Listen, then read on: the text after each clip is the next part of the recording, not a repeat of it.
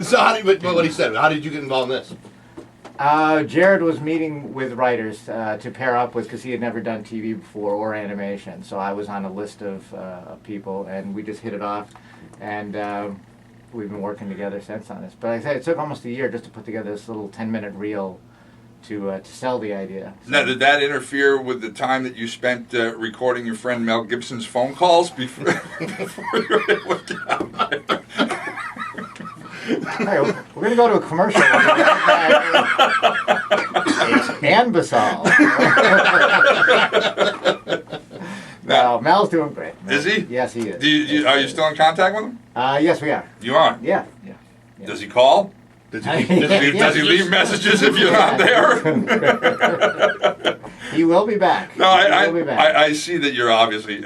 Are you not comfortable talking about it? Because it became a huge thing. Everybody's wondering about it. Yeah, it's just one of the, you get into a toxic relationship, and you don't want to be. I don't think anybody, celebrity or not, wants to be recorded at their lowest moment. And for instance, me right now. No, it's just one of those things. You're in a horrible relationship, the worst possible time, and then somebody decides to record you, but because you're famous, they're able to actually sell the tape of you and make a lot of money from it. And I think her character may come into question. Oh, really? Oh, yeah. I'm assuming it is because there hasn't been any police action yet. You heard about the district attorney months ago saying they were going to investigate it. Well, if they haven't made any arrests yet, there's a reason for that. Yes. And it might be her character. Yes, so. I would say that some alleged extortion. Ah, well, that's interesting. Alleged makes it okay to say it. Yes, you can say anything as long as you say alleged. The alleged child molester, Pope John Paul. As long as Paul's been dead for 40 years. Yeah, okay, as long as it's alleged. What possible ramifications could there be? So Mike Scully is in the studio now. The Simpsons is still on. Are you still consulting over there? It's still on. Still there, huh? 22 years. Got another Treehouse of Horror coming up in the next couple of weeks? Yeah, there is one, and please don't ask me what the segments are. Okay. But we'll have a new one coming out. Then we're already working on shows for next season, so the show's going to keep on going. I don't know if you guys saw the opening couch gag a couple weeks ago. It was done by the graffiti artist Banksy.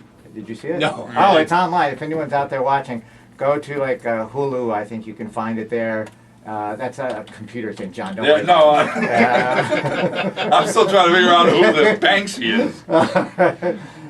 No, this guy came up with a great couch gag for us that kind of took you into the alleged, the sweatshop where The Simpsons is drawn and merchandised, and it shows kittens being fed into wood chipper machines, and then the stuffing from the kitten is put inside Bart Simpson dolls. And he had a great joke about where the Simpson DVDs, the hole in the middle is popped on the horn of a unicorn that's chained to the wall. It looks really sad. How long does it take to come up with something like that goes, 4 seconds? Well, that one we extended it because there were so many great jokes in it. Yeah. So that one's probably about 20 seconds long. That's like the one, what was the one, it was like from outer space? Oh, yeah. And it came down onto Homer's head, or did it go back out from? I think it pulled out from there. Yeah, it pulled out from there. Yeah. But sometimes we do it just because the show has turned out to be short than planned, so we have to extend the couch gag to fill the time. So, but this one was a special event. Now, and we've talked about this on the air before, how your brother works with the Family Guy. Yeah. And they never do that kind of thing. Well, that's what I want. Yeah. Waste time. No, never. That's what I wanted to ask about. Is that intentionally written that way, as far as you know, when they do those long, extended bits, or is it because they've come up short and they go back and do it later? No, I think that's just part of the show's style. They love to go on those tangents and take them as long and as far as they can. Mm-hmm. So I think it's just part of the style of the show that they've established. So, and you've told us before about the great loving relationship you've had over the years with Fox. Has the Napoleon Dynamite thing was that normal, natural to go to Fox with that? Yeah, it really is, because the other three networks just aren't interested in doing animation. They've tried here and there, But it kind of scares them, and they just think it's a Fox thing. And so, Really? yeah. Oh, wow. So the unfortunate thing is, if you have an animated project and you're trying to sell it to Fox, and Fox is hedging, about buying it, you can't play the card of, well, fine, I'll go to CBS. Yeah. And it'll come on right after 2.5 Men when people watch animation all the time. So you really kind of, that's your place to go, is Fox with animation. But who owns Napoleon Dynamite anyway? Is that Fox Studio? Yes, Yeah, Fox Studio is owns theirs. it anyway. Yeah. So when is it coming on? Oh, now you got to set your TiVos. Yeah, no, absolutely. For January 2012. Mine will only go to January 2011. I'd have to reboot. Yeah, no, it should be January 2012. Oh, you're serious? Yes. I thought you meant no. this coming January. No. Oh, it's January 2012. Is that when the movie will only have been 8 years ago. We're going to time it with the 10-year anniversary. It's a whole big thing. No, it's just animation takes a long time, and so you have to kind of pick your spot. And they want to launch it in a good spot, too. They don't want to just throw it out when they're doing all their fall shows. So in other words, they're waiting for the Cleveland show to get canceled. No, the Cleveland show is not going to be canceled. No, I think they're going to open up possibly maybe another night of animation or another hour of animation on a different night. But when you're talking about how long it takes, and you said that they've ordered 6 episodes, so 6 total? 6 total. So if in January 12, the 6 run, 3 episodes in, let's say, they realize they've got a hit on their hands. Right. How long would then it take the audience them? gets 8 months of reruns. 8 months of those 6 shows. And then 2 years later, you're second season. Yeah.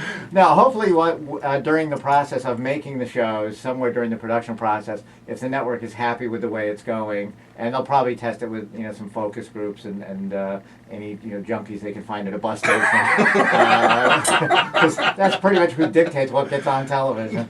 Then they will order extra episodes early so we can keep it on the air. But when you and we're less than a month into a new television season right now, so this is kind of interesting. When you spend all of that time, all that labor, and more so for obviously an animated show, probably even than a live action one, and you have this I forget what the hell the name of the show is that Fox just debuted, and the first week, Lone Star. Yes. The first week they knew how bad it was. By the second week they canceled it. Now, how many episodes of something like that do you think had already been made? Oh, they probably had at least 8 At already least 8. shot. Yeah. And it just after one episode they know this sucks. It's a quick hook, yeah. And the show, I didn't see the one episode, but the show was actually getting a lot of good reviews. So. But it just didn't catch on. It didn't come out of the chute strong, and you don't get a lot of chances. So you were not working on that show? No. No, but what I mean is... You can't pin that one on me. But somebody probably put in at least 2 years worth of labor into something that lasted an hour. Yes, yeah. And, so I'm sure some of the people were protected, like the actors might have had a contract for 13 episodes, so they get paid up. I know the horse had a great deal. He doesn't have to work again. He's all set. He can go to stud now for the rest of his life. Much the same way Matt Groening could too if he wanted to. Mike Scully is in the studio. It's good to see you. You gonna be around for a while, or you Sure. Go? Okay. You gonna hang? Because we've decided we want to buy another 10 minutes. Oh, what? Sold. If you tell me the secret cash word, what is it? I can't quite do that. It's 9:23 at Rock 102.